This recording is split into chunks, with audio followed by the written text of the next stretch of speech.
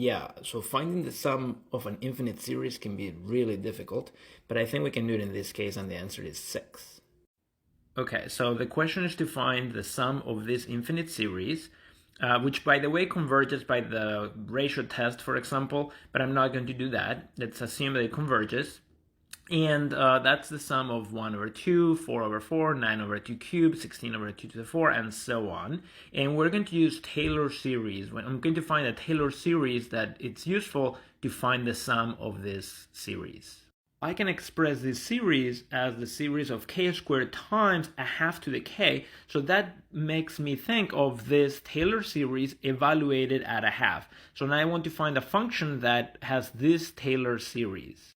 Next, I'm going to pull out an x out of here, like this, as a common factor, because k times x to the k minus 1, that is a derivative of x to the k, so I'm going to integrate this term to find what function this is a Taylor series of.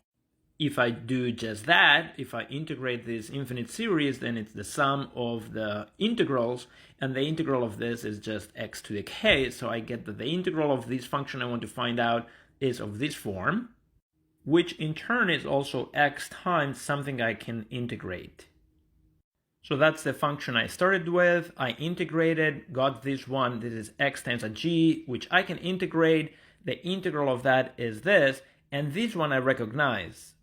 This one is 1 over 1 minus x. So now I can go backwards and find g by taking the derivative of this. Then g is the derivative of 1 over 1 minus x, which is 1 over 1 minus x squared. So the integral of f is x times g, which is x over 1 minus x squared. Then f is the derivative of this function, which is this function. So the function we started with, that was x times f, so that is x times 1 plus x divided by 1 minus x cubed.